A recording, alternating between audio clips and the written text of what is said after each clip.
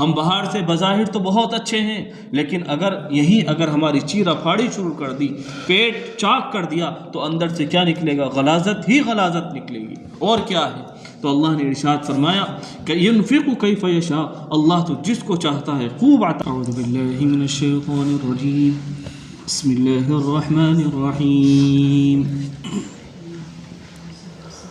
وقالت اليهود يد الله مغلولة غلت أيديهم ولعنوا بما قالوا بل يداه مبسوطتان ينفق كيف يشاء وليزيدن كثيرا منهم ما أنزل إليك من ربك طغيانا وكفرا وألقينا بينهم العداوة والبغضاء إلى يوم القيامة كلما أوقدوا نارا للحرب أطفأها الله ويسعون في الأرض فسادا والله لا يحب المفسدين ولو أن أهل الكتاب آمنوا واتقوا لكفرنا عنهم سيئاتهم ولأدخلناهم جنات النعيم۔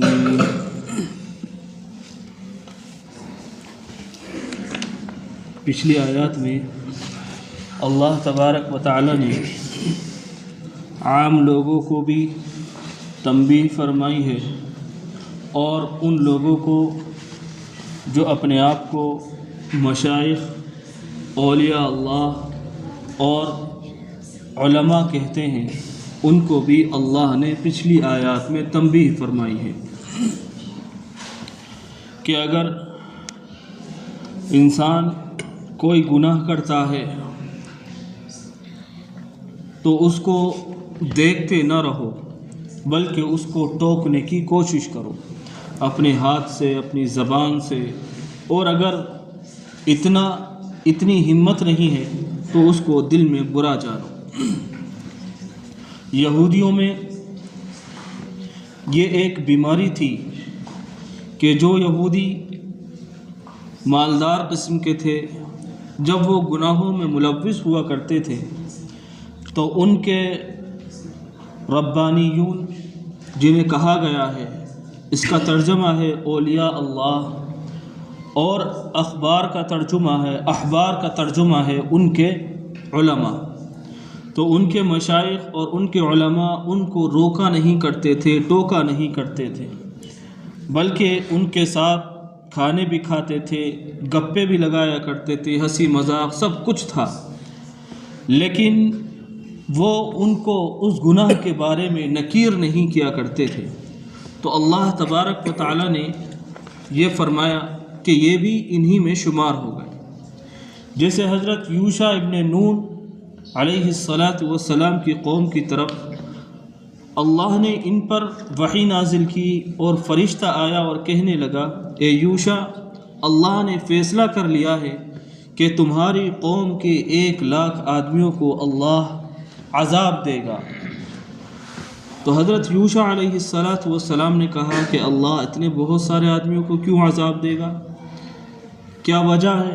کہا کہ آپ کے قوم کے 1,00,000 آدمی جو ہیں، ان میں 60,000 تو وہ لوگ ہیں جو نافرمان ہیں، گناہ گار ہیں، اور 40,000 وہ ہیں جو مشائخ کہلاتے ہیں اپنے آپ کو، اور علماء کہلاتے ہیں، راہب کہلاتے ہیں، ان کو عذاب دے گا۔ کیا وجہ ہے؟ اس وجہ سے کہ یہ ان کے کھانوں میں بھی شریک، ان کے ساتھ شریک رہتے ہیں ہر وقت، لیکن ان کو اللہ کا پیغام نہیں بتلاتے، نہیں سناتے۔ تو اللہ تبارک و تعالی نے 1,00,000 آدمیوں کو اس وقت عذاب دیا۔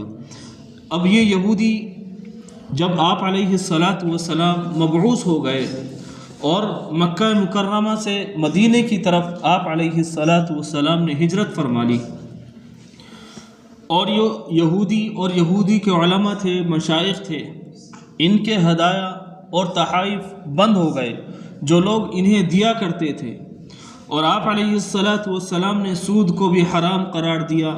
یہ لوگوں کو سود دیا کرتے تھے، تو اس سے جو بچا ہوا پیسہ ہوا کرتا تھا اس سے مالدار ہوا کرتے تھے۔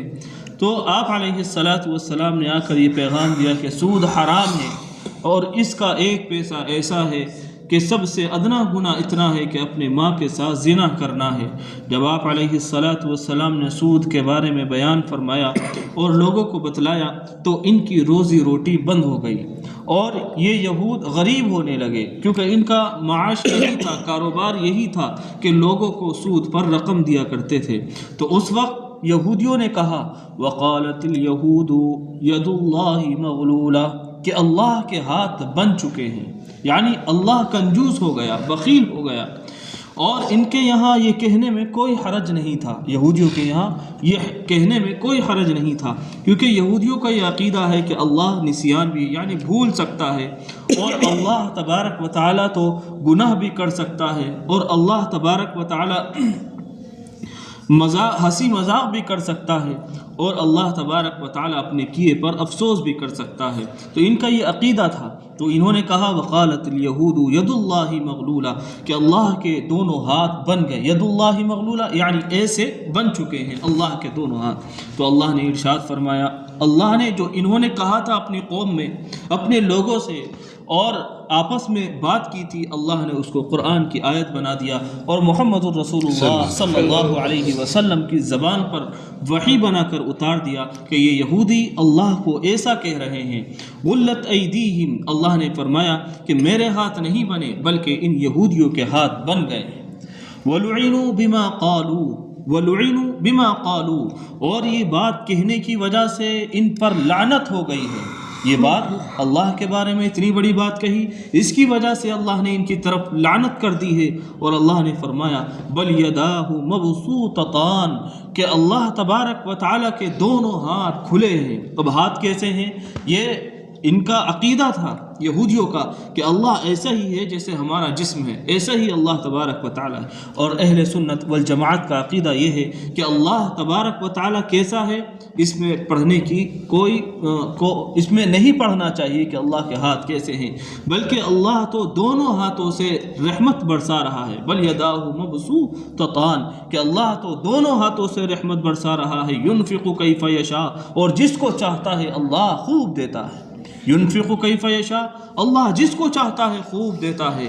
اللہ کیسا ہے، کیسی شکل ہے، کیسی صورت ہے، حالانکہ اللہ کی آنکھ بھی ہے، اللہ کے ہاتھ بھی ہے، بظاہر معلوم ہو رہا ہے، لیکن اہل سنت والجماعت کا عقیدہ یہ ہے کہ اس میں پڑھنا نہیں چاہیے انسان کو۔ اگر اس میں پڑھ گیا پھر اللہ کی عبادت سے وہ ہٹتا چلا جائے گا، اور پھر اللہ کو بھی اپنی طرح انسان ماننے لگے گا۔ حالانکہ اللہ تبارک و تعالیٰ کی قدرت تو ایسی ہے کہ اللہ نے انسان کو پیدا کیا، صرف ایک ناپاک پانی سے پیدا کیا، اور اتنا بہترین انسان بنا دیا کہ انسان اب مسجد میں بیٹھا ہوا ہے۔ اللہ نے اتنا پاک شفاف انسان بنا دیا۔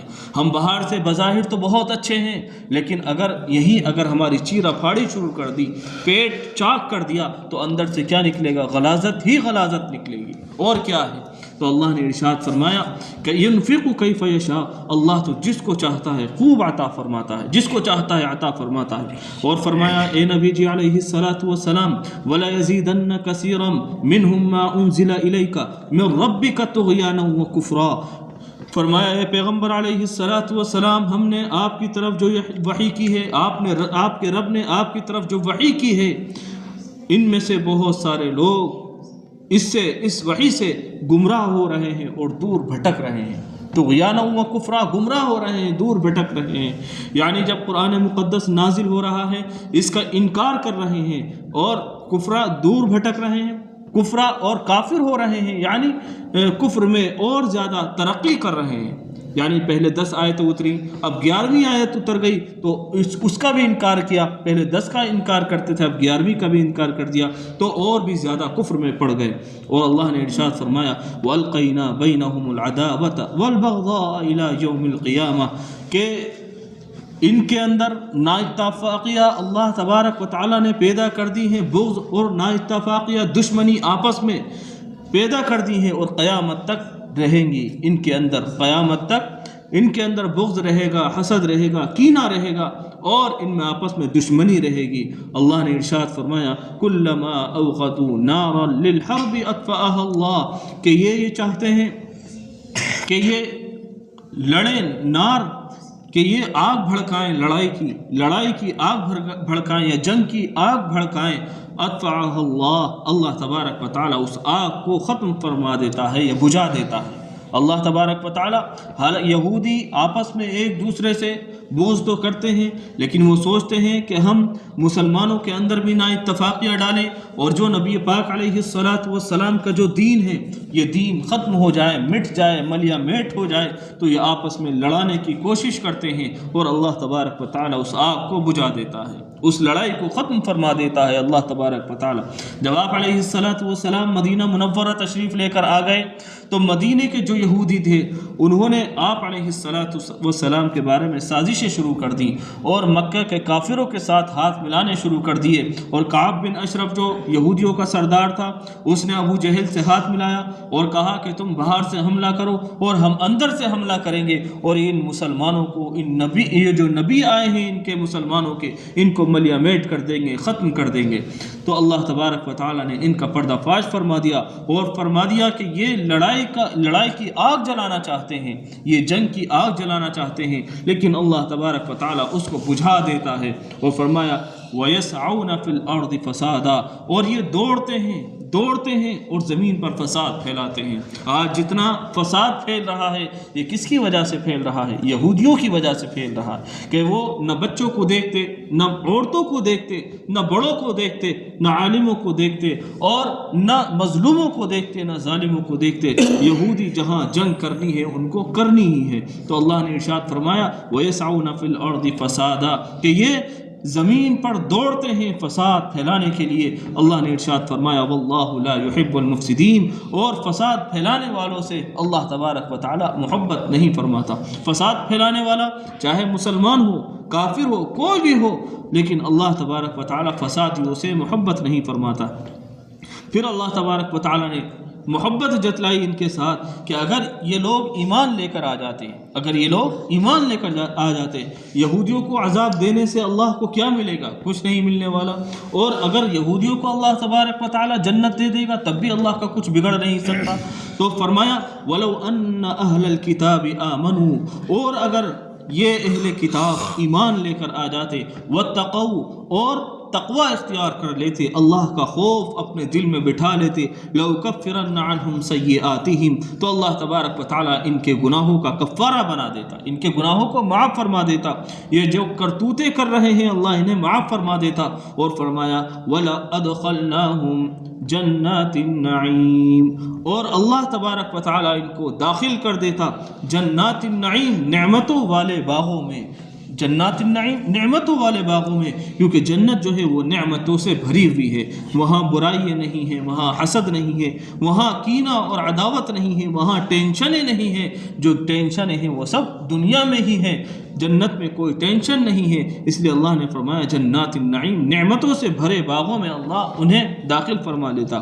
کیوں؟ کب داخل فرماتا؟ وَلَوْ أَنَّهُمْ أَقَامُوا التَّوْرَاةَ، کہ اگر وہ قائم رہتے تورات پر، والانجیل، اور انجیل پر قائم رہتے۔ ایک تو مطلب یہ ہے کہ وہ انجیل کو پڑھتے اور انجیل کو پھیلاتے اور انجیل پر عمل کرتے اور تورات پر عمل کرتے، اور دوسرا مطلب یہ ہے کہ یہ انجیل کو باقی رکھتے، تحریف نہ کرتے، انجیل میں زبور میں تحریف نہ کرتے۔ وما انزل الیہم من ربہم، اور آپ کے پاس جو آیا ہے، نازل کیا ہے اللہ تبارک و تعالی نے، اس پر بھی عمل کرتے۔ کیا قرآن مقدس جو آپ پر نازل کیا ہے، انجیل کو بھی مانتے اور تورات کو بھی مانتے، اور جو آپ کے پاس آیا ہے محمد الرسول اللہ صلی اللہ علیہ وسلم کے قلب اطہر پر جو کتاب نازل ہوئی ہے اس کو بھی مانتے، تو اللہ نے فرمایا لَأَكَلُوا مِن فَوْقِهِمْ، کہ ہم ان کو اوپر سے بھی کھانا دیتے، اوپر سے بھی کھانا دیتے، وَمِن تَحْتِ أَرْجُلِهِمْ، اور زمین کے نیچے سے بھی ان کو کھانا دیتے، یعنی پیروں کے نیچے سے بھی ان کو کھانا دیتے، اوپر سے بھی کھانا دیتے اور پیروں کے نیچے سے بھی کھانا دیتے۔ کیا مطلب اس کا؟ کہ اللہ تبارک و تعالیٰ ان کو دولتوں سے مالا مال فرما دیتے۔ اب اس کا مطلب یہ نہیں کہ ہمیں دولت کیوں نہیں ملی۔ اللہ تبارک و تعالیٰ نے ارشاد فرمایا ينفق کیف یشاء، اللہ جسے چاہتا ہے دیتا ہے، اللہ جسے چاہتا ہے دیتا ہے، لیکن یہ دنیا دار الاسباب ہے، اللہ نے یہ اسباب کا گھر بنایا ہے کہ تم اسباب اختیار کرو، دینے والی ذات اللہ تبارک و تعالیٰ کی ہے۔ پریشانیاں آئیں گی، مصیبتیں آئیں گی، لوگوں کے اوپر پریشانیاں بھی ضرور آئیں گی، کیونکہ یہ مصیبتوں کا گھر ہے، دارالاسباب ہے، مصیبتوں کا گھر ہے اور ٹینشنوں کا گھر ہے، لیکن مصیبتیں بھی آئیں گی۔ اگر اللہ دنیا میں راحت ہی راحت رکھ دیتے تو جنت کی کیا ضرورت تھی؟ جنت کب معلوم ہوگی؟